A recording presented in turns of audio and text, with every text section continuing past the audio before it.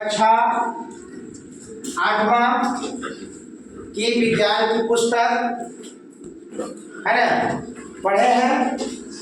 और अध्याय 8 कितना अध्याय पढ़े हैं? 8, जिसका नाम है बल तथा उसमें से बहुत सारे कठिन वर्ड आपके किताब में मिले। उस वर्डों को मैं अपने ब्लैक बोर्ड पे कृष्ण पट पे लिखे हैं और जिसको हम महत्वपूर्ण बिंदु के रूप में इंडिकेट किए। और आप लोग को बोर्ड पे कम से कम आपको 18 पॉइंट लिखे हैं और ये 18 पॉइंट को एक एक करके आप लोग को हम समझाएंगे ताकि इस सारे कठिन वर्ड का अर्थ क्या है आप लोग को सही तौर से समझ में आ जाए, है ना। तो चलते हैं, है ना। पॉइंट नंबर मतलब पहला बिंदु पे आते हैं। तो इस अध्याय का नाम रखे थे बल तथा इसको हम लोग अंग्रेजी में बोलेंगे फोर्स एंड प्रेशर, है ना।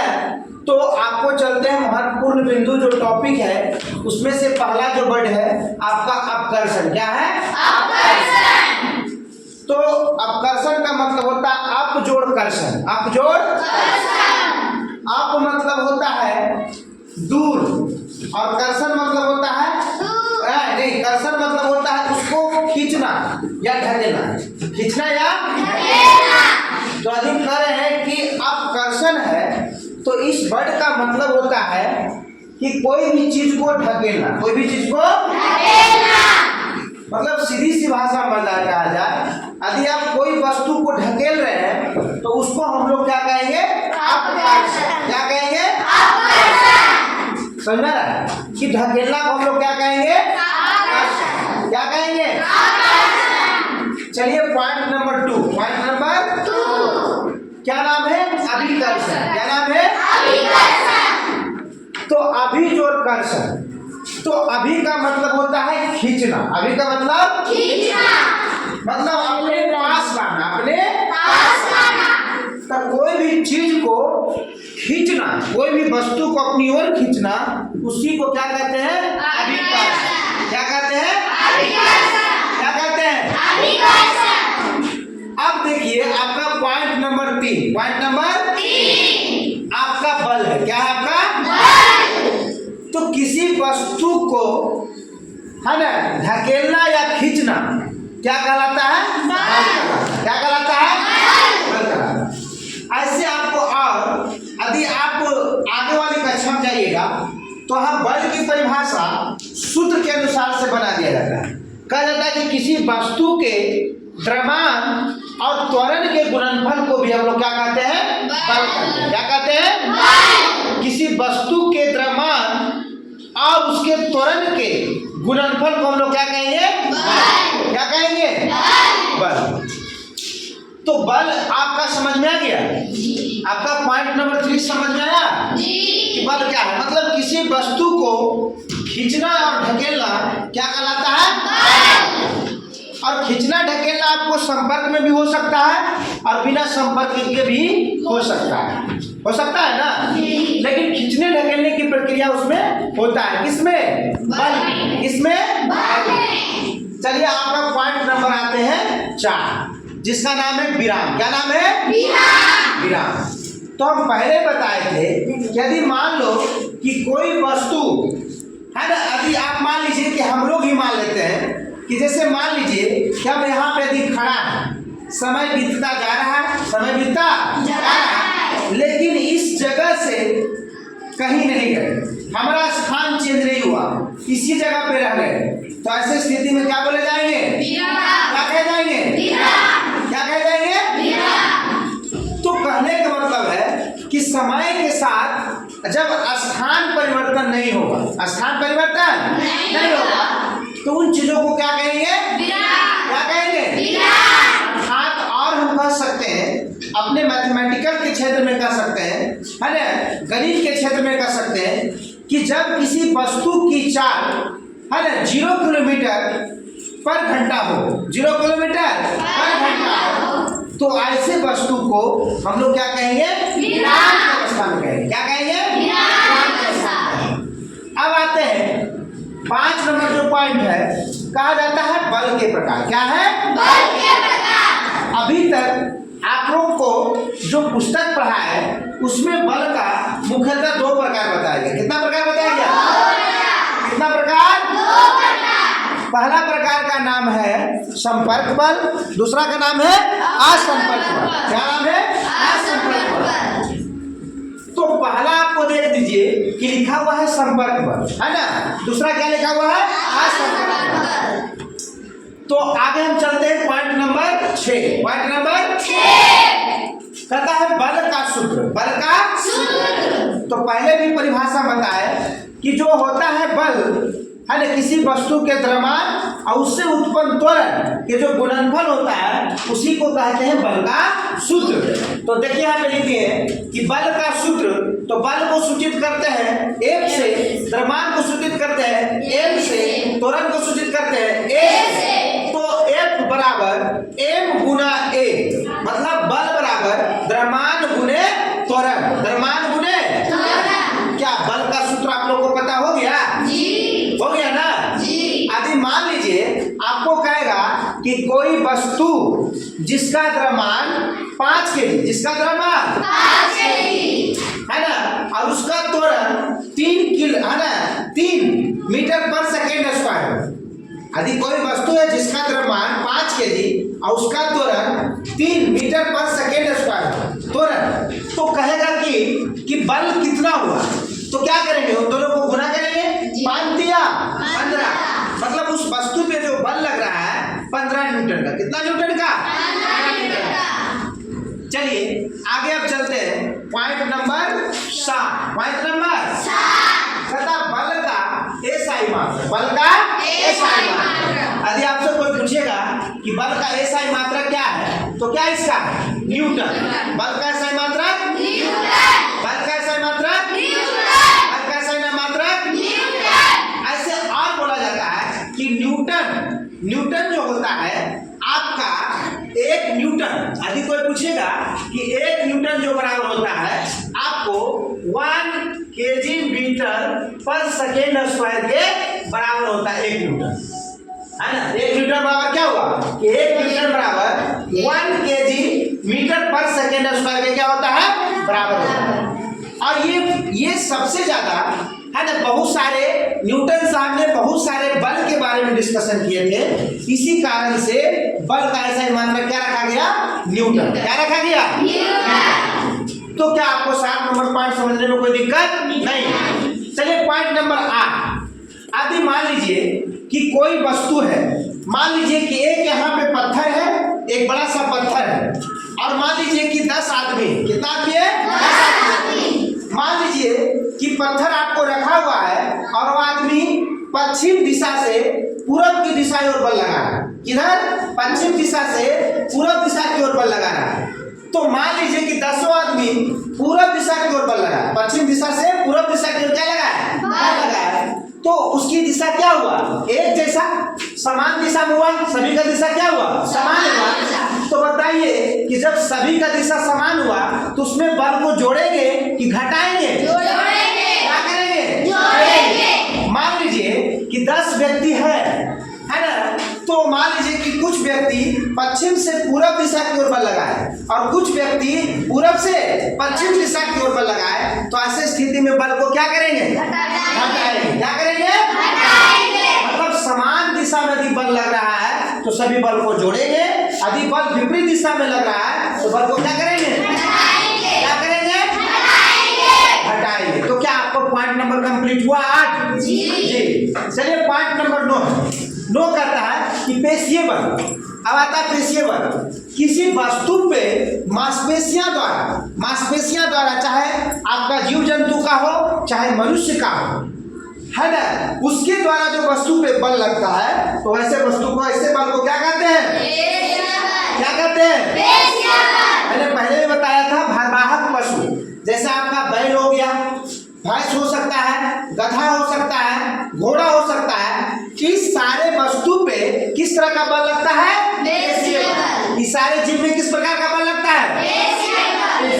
कैसा लगता है? पेशीय बल। चलिए आते हैं पॉइंट नंबर 10, घर्षण बल। तो घर्षण बल जब कोई वस्तु पे विपरीत दिशा में बल लगता है, जब कोई वस्तु पे विपरीत दिशा में बल लगता है, लेकिन उन दोनों वस्तु के संपर्क में, उन दोनों के वस्तु के संपर्क में, तो वैसे बल को हम लोग क्या कहते हैं? घर्षण बल। क्या कहते हैं? घर्षण बल। मान लीजिए कि हम लगा रहे हैं पूरब दिशा की ओर बल, तो जो घर्षण बल जो लगेगा वो पश्चिम दिशा की ओर किधर लगेगा? पश्चिम दिशा की ओर। तो हम लोग जो अभी चल रहे हैं वो घर्षण बल के कारण चलते हैं। क्या चलते हैं? घर्षण बल के कारण। घर्षण बल जितना ज्यादा होगा हम लोग उतना ज्यादा क्या करेंगे? पिछुलने से बचेंगे, है ना, छिड़ने से बचेंगे। जैसे बहुत बड़े बड़े घर में टाइल्स मार्बल लग जाते हैं, जिससे देखते हो कि पानी गिरता है तो हम लोग को पैर क्या हो जाता है? पिछुल जाता है। क्यों? क्योंकि वहां पे घर्षण बल कम है, वहां पे घर्षण बल कम है, इस वजह से हम लोग क्या हो जाते हैं? गिर जाते हैं। या देखो कि घर्षण बल, यदि हम लोग साइकिल चलाते हैं तो पैडल मारना छोड़ दीजिए तो क्या आपको साइकिल धीरे धीरे क्या हो जाएगा? रुक जाएगा। क्या हो जाएगा? रुक जाएगा। अभी साइकिल पूरब दिशा में चला रहे हैं तो घर्षण बल उस पर किस दिशा में लगेगा? पश्चिम दिशा में। किस दिशा में? पश्चिम दिशा में। तो कहने का मतलब है कि जो घर्षण बल होता है, घर्षण बल होता है, घर्षण बल बराबर एक बराबर यू है, एक बराबर यू है, एक बराबर यू है। मतलब आपको यू मतलब होता है घर्षण गुणांक, यू मतलब घर्षण गुणांक, और अभिलंब एन मतलब होता है अभिलंब बल। उसके लंबवत में जो कौन सा बल लग रहा है उस बल का जो गुणांक होता है, उस बल को यदि गुना करेंगे तब क्या मिलेगा? घर्षण बल। क्या मिलेगा? घर्षण बल। क्या मिलेगा? घर्षण बल। मतलब यू को हम लोग घर्षण गुणांक कहेंगे। क्या कहेंगे? घर्षण गुणांक कहते हैं। क्या समझ में आ गया? समझ में आया कि हम लोग जो बुल रहे हैं या टहल रहे हैं वो किस बल के कारण? घर्षण बल के कारण। किस बल के कारण? है ना। और हम लोग जब भी कहीं पे पिछुल जाते हैं या गिर जाते हैं वहां पे घर्षण बल कम होता है, इस वजह से हम लोग क्या होते हैं? गिर जाते हैं। गिर जाते हैं ना, तो याद रखिएगा।